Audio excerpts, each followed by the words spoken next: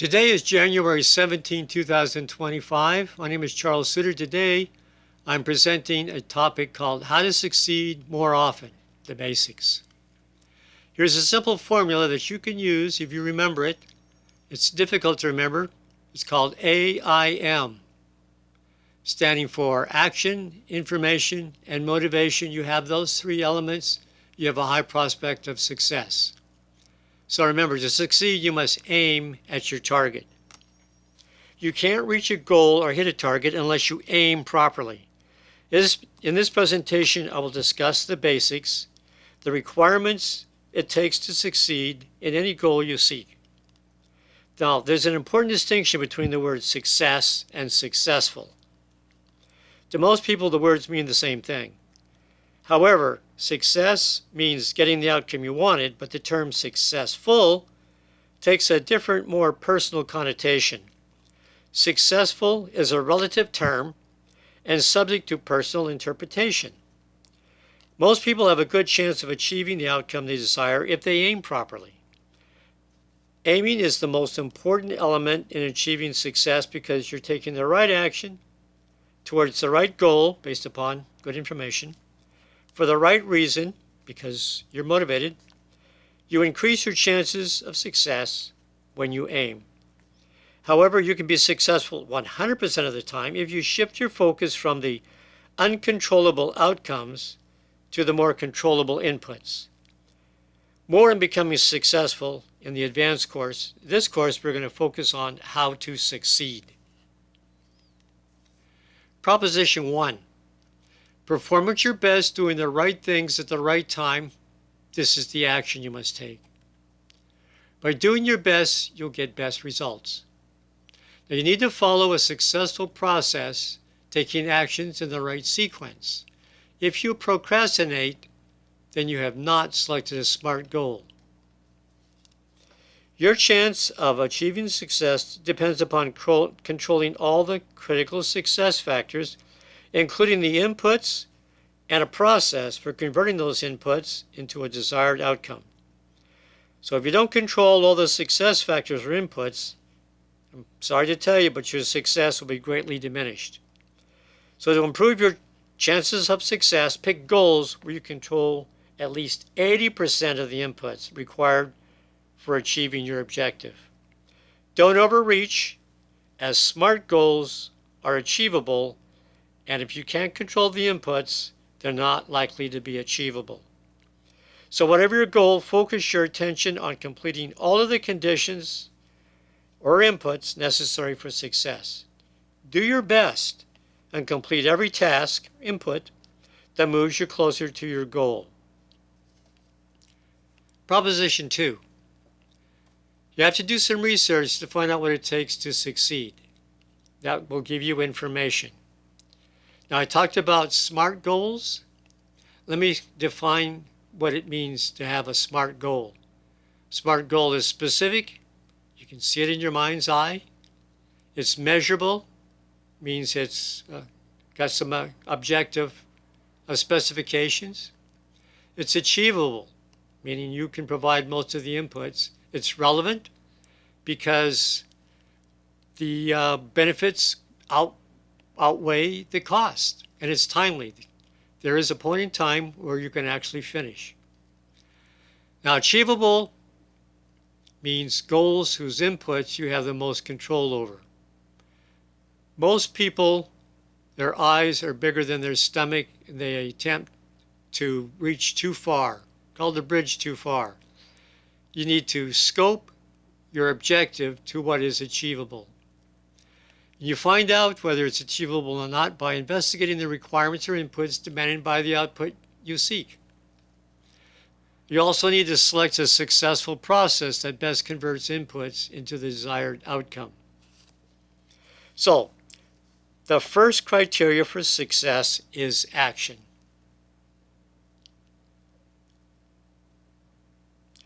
Unless you're counting on a miracle, the only way to achieve a personal goal is to do the work, which implies personal effort or action. You will know instinctively if you pick the right goal if action follows spontaneously. If you procrastinate and begin playing the waiting game until conditions are just right, then your goal has been selected incorrectly and without all the SMART elements. So you've chosen the right goal if the desired outcome has 5 SMART features. As I've already mentioned, they're specific, measurable, achievable, relevant, and timely. Failure is often the result when goals lack clarity. They lack defined objective specifications, and the inputs are very much uncontrollable. There's insufficient benefits relative to the cost, and there's no seemingly end date to that goal. People too often select goals with overly ambitious aspirations. They lack the control over the required inputs. They're focused on trivial wants that required hard work, and they tend to lack confidence. So if a goal is not SMART, you greatly diminish your chances of success. So the first success criteria is focused on action based upon defining SMART goals. Proposition 3. Select goals that are worth the effort. In other words, you have to be motivated. There has to be a high benefit, and the cost needs to be not exorbitant. Strong motivation begets a stronger reason to strive towards the goal and to work harder. When you can clearly visualize your desired outcome, you're incentivized to do the work. And now as you complete each input and progress closer to your goal, your motivation will increase naturally.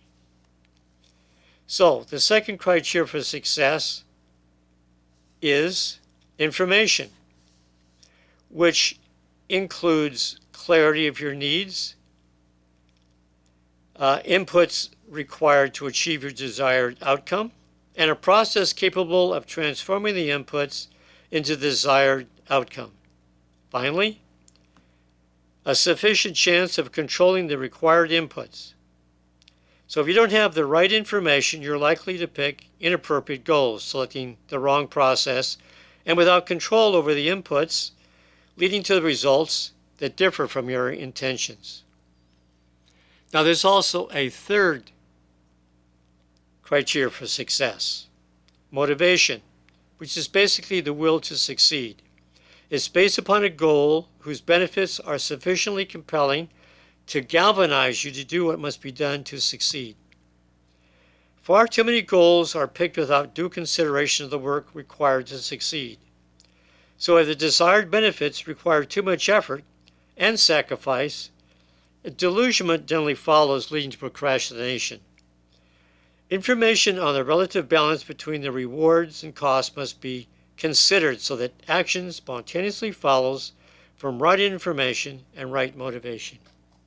Now my final message: success is more likely the better prepared and the harder you work. If you have a reasonable possibility of changing your life for the better with a SMART goal, and if you aim well, you will maximize your chances for success. In life, there's many good choices. In fact, and right now, you have many good choices for satisfying your needs, realizing values, and growing into your destiny. So you need not waste your time on inferior goals without the proper SMART and AIM qualities. Once you find a quality goal, take a chance. The more chances you take on goals that are worth the effort, the more often you will succeed. Success is a numbers game. On those occasions when you don't get the outcome you desired, but yet you strive madly with your best efforts to realize every input you could, then for all practical purposes you were successful, even if you did not get the results you expected. So give yourself credit in the trying and not the success and failure scorecard that too many people judge their worth by. Never judge yourself by your failures. Instead, judge yourself by all the factors that you could and did control, and also trying and doing your best. A noble intention is its own reward. That's all for now. Remember to stay positive. you'll be happier, healthier, and live longer.